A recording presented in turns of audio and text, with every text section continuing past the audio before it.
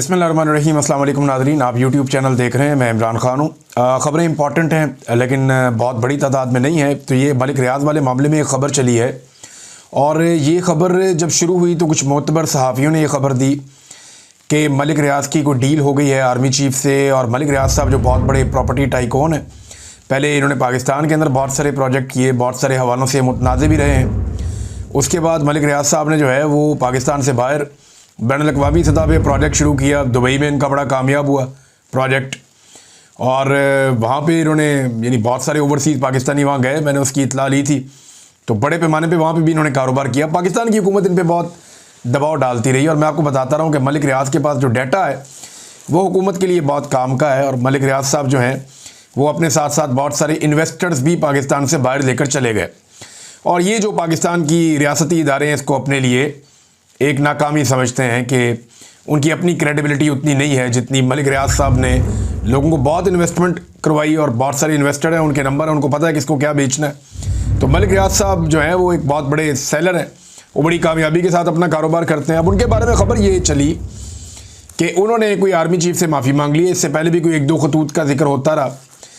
तो मलिक रियाज़ साहब ने जो ख़बर चली उसके मुताबिक उन्होंने कोई आर्मी चीफ़ से माफ़ी मांग ली है और कुछ चीज़ों पे वो आमादा हो गए हैं और कोई 3000 कनाल ज़मीन जो है वो उन्होंने पेशकश कर दी है शोहदा के लिए। और कोई 1000 अरब से ज़ायद का मालियाती फ़्रॉड था जो मामला तय पाए हैं। इस किस्म की ख़बरें चली और बहुत सारे लोगों ने फिर बाद में दावा किया जी इसके अंदर आसिफ अली जरदारी इन्वॉल्व हैं, किसी ने दावा किया इसहाक डार इन्वॉल्व हैं, कुछ लोगों ने कहा क्योंकि आर्मी चीफ़ के बहुत करीब हैं वो मोहसिन नकवी, तो जनाब मोहसिन नकवी इन्वॉल्व हैं। और ये मामला और डील जो है ये बताई गई कि ये पाकिस्तान के army chief field marshal Asim Munir और मलिक रियाज़ के बीच में हुई है। मामला तय पा गए हैं। ख़बरें तो यहाँ तक भी दी गई कि जनाब ये पहुँच जाएंगे कराची में, कुछ अर्सा इंतज़ार करेंगे, फिर ये इस्लामाबाद पहुँच जाएंगे, वहाँ पे अपने मामला तय करेंगे। तो एस्टेब्लिशमेंट के साथ मलिक रियाज़ के मामला तय हो गए। मलिक रियाज़ के एस्टेब्लिशमेंट से मामला बिगड़े कहाँ थे? देखिए, मलिक रियाज़ साहब एक कारोबारी आदमी है ना, उन्होंने ओवरसीज़ पाकिस्तानियों से बहुत बड़ी इन्वेस्टमेंट करवानी थी अपने दीगर प्रोजेक्ट्स के अंदर भी, जैसे वो पाकिस्तान में करवाते रहे हैं। और ओवरसीज़ पाकिस्तानी ज़्यादातर इमरान खान के हमायती हैं। तो एक बड़ा बिजनेसमैन कभी नहीं चाहेगा कि वो लोगों की हमायत खो दे और उसका प्रोजेक्ट शुरू होने से पहले ही वो ख़राबी की तरफ चला जाए। तो इमरान खान के ख़िलाफ़ मलिक रियाज़ को मजबूर किया जाता था कि आप गवाही दें, आपको हम छोड़ देंगे, इमरान खान को हमने फ़िक्स करना है। तो ये जो है वो मलिक रियाज़ साहब ने इनकार कर दिया था। उस वक्त उन्होंने बड़े सख्त ट्वीट भी लिखे थे कि मैं ये नहीं करूँगा, मेरा बड़ा रिकॉर्ड है। वो बताते हैं कि वो मुहिब्बे वतन है लेकिन वो कंप्रोमाइज़ नहीं करना चाहते, वो झूठ नहीं बोलना चाहते, झूठी गवाही नहीं देना चाहते। इस किस्म की बहुत सारी बातें मलिक रियाज़ साहब ने निजी महफिलों में भी की, वो ट्वीट भी करते रहे, बड़ा उन्होंने अपना अज़म शो किया। लेकिन अब इस वक्त जो दावे किए गए उनकी हकीकत क्या है, कुछ चीज़ें मैं आपके सामने रखता हूँ। देखिए, एस्टेब्लिशमेंट खुल के तो इस पर सामने नहीं आई, लेकिन एस्टेब्लिशमेंट ने इसके बारे में बहुत सारे लोगों को पैगामात भी दिए और जो एस्टेब्लिशमेंट के इंपॉर्टेंट लोग हैं उन्होंने बताया कि जनाब ऐसा नहीं हुआ। अब जो दावा एस्टेब्लिशमेंट की तरफ से आया है ना, वो पहले मैं आपको पढ़ के सुनाता हूँ, फिर इसके ऊपर एनालिसिस मैं आपको दूंगा कि एक्चुअली मुझे क्या लगता है। मलिक रियाज़ को पाकिस्तान की अदालतों में बहुत सारे कानूनी मुकदमात का सामना है। एक तो वो ये कहते हैं, दूसरा वो ये कहते हैं कि अदालती समन की तामील ना करने पर मलिक रियाज़ को इश्तिहारी मुजरिम करार दिया जा चुका है और उन्हें रेड वारंट का सामना है। नंबर 3 वो ये कहते हैं कि धोखाधड़ी फरेबी सरगर्मियों की वजह से मलिक रियाज़ रियासत और पाकिस्तान के अवाम के अरबों रुपए के मकरूज़ हैं। नंबर 4 वो ये कहते हैं कि मलिक रियाज़ के मुकदमात कानूनी हैं और उनका तदारुक भी अदालतों के पास है।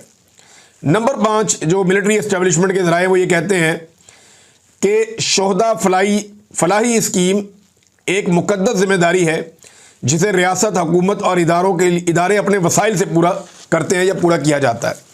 ये जनाब जो मौक़िफ़ है उधर एस्टेब्लिशमेंट की जानिब से वो ये है। और ये भी फिर मीडिया पे मुख्तलिफ लोगों ने बताया कि जनाब अब वो डिनाई कर रही है एस्टेब्लिशमेंट या उनके सोर्सेज, वो ये कह रहे हैं कि कोई डील नहीं हो रही। देखिए, ये जो चीज़ें बताई गई हैं इसमें मलिक रियाज़ को पाकिस्तान की अदालतों में मुतअद्दिद कानूनी मुकदमात का सामना है। शहबाज शरीफ को भी था, जरदारी को भी था, नवाज शरीफ को भी था। किधर गए मुकदमात? दूसरा, अदालत में जनाब मलिक रियाज़ साहब इश्तिहारी हैं, मुजरिम हैं। नवाज शरीफ इश्तिहारी थे। जब वो एयरपोर्ट पे पहुंचते हैं तो अदालती अमला पहुंच जाता है एयरपोर्ट पे, जनाब आप यहाँ पे अंगूठा लगाएं, फारग हैं आप जाएं, जाके जलसा करें, कबूतर उड़ाएं, तो मियाँ साहब चले जाते हैं। यानी इसी तरह के हालात तो नवाज शरीफ के थे। अब क्या वाकई मलिक रियाज साहब की कोई डील होने जा रही है, ये खबर मैं आपको दूंगा, मैं अपने सोर्सेज से मजीद इसको कंफर्म करूंगा, मुझे एक आधा दिन और लगेगा। लेकिन एक बात मैं आपको बताऊं, अगर एस्टैब्लिशमेंट मलिक रियाज के साथ कोई डील करती है तो ये नवाज शरीफ से की गई डील से तो बेहतरी होगी। यानी नवाज शरीफ के साथ जब एस्टैब्लिशमेंट ने डील की तो उसमें बेइज्जती के अलावा और कुछ नहीं मिला। यानी वो खाया पिया कुछ नहीं, गिलास थोड़ा 12 ने, कुछ भी नहीं मिला। पाकिस्तान की मईशत का भी बेड़ा गर्क कर दिया, अपनी इज्जत का भी बेड़ा गर्क कर दिया, लोगों के अंदर नफरत भी पैदा कर दी, और टके की हुकूमत नहीं बनी और आज तक डिलीवर भी नहीं कर पा रहे। समझ नहीं आ रही अब करें क्या। जबकि मलिक रियाज के साथ कोई डील करते हैं तो कुछ ना कुछ लाभ भी जाएगा। मलिक रियाज जो है वो खरबोपति आदमी है, उसके पास इन्वेस्टमेंट है, इन्वेस्टर्स हैं, प्लान्स हैं, वो कुछ ना कुछ तो देगा ही ना।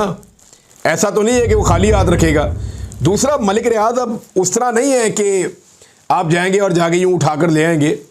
मलिक रियाज जिस मुल्क में इन्वेस्टमेंट कर रहा है या वहाँ पे उनके कारोबार हैं तो वहाँ की हुकूमत के साथ भी उनके ताल्लुकात हैं, और मेरी इन्फॉर्मेशन के मुताबिक मलिक रियाज के ताल्लुकात एक नहीं 2-3 हुकूमतों के साथ हैं। और अगर कोई डील हो रही है, फ़र्ज़ करें अगर कोई डील हो रही है, अव्वल तो ये डिनाई कर रही है एस्टेब्लिशमेंट कि डील नहीं हो रही, खबर निकल आएगी, पता चल जाएगा। लेकिन अगर तो कोई डील हो रही है तो फिर एक बात आप जहन में रखें कि इसमें फिर जो गारंटर है वो पाकिस्तान के अंदर नहीं हो सकता। ये जिन लोगों के नाम लिए जा रहे हैं ना, आसिफ जरदारी, तो मोहसिन नकवी, तो इसहाक डार, ये लोग कुछ नहीं बेचते। अगर मलिक रियाज का और फील्ड मार्शल के बीच में कोई गारंटर होगा तो वो कोई बाहर बड़ा आदमी होगा, पाकिस्तान के अंदर नहीं होगा। ये मैं आपको यकीन से इसलिए कह सकता हूँ कि मैं इस कैपेसिटी को जानता हूँ और मुझे आइडिया है कि कौन कहाँ डील करता है और कौन कहाँ से कंट्रोल होता है। बहरहाल कोई डील है या नहीं है, एक आधे दिन में चीज़ें क्लियर हो जाएगी। जो सहाफ़ियों ने खबर दी वो तो अपनी खबर के ऊपर पक्के हैं, और उनमें कुछ ने ये भी दावे कर दिए या ऐसी बातें भी कर दी कि मलिक रियाज अब गवाही देंगे जिन्हें इमरान खान के खिलाफ। वो भी कह रहे हैं, दावे कर रहे हैं लोग कि जनाब जो गवाही उन्होंने नहीं दी वो अब गवाही दे सकते हैं इमरान खान के खिलाफ अपनी जान छुड़ाने के लिए एस्टेब्लिशमेंट से। तो क्या वाकई ऐसा हो सकता है? कुछ भी कहना अभी का भलस वक्त है। लेकिन आ जाए अगली खबर की तरफ। एक और बड़ी इंपॉर्टेंट खबर है और वो है फाटा वाला मामला। ये बहुत ही इंपॉर्टेंट है।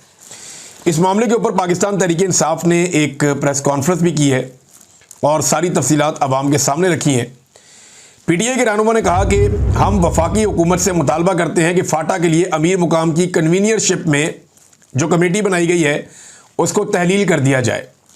कमेटी बनाना वफाक की सूबे में दखल अंदाजी के मुतरादिफ है। मैंने डाटा आपको बताया था, 13 में से 11 सीटें MPs की जो हैं वो फाटा में PTI की हैं, ऐसा नहीं है।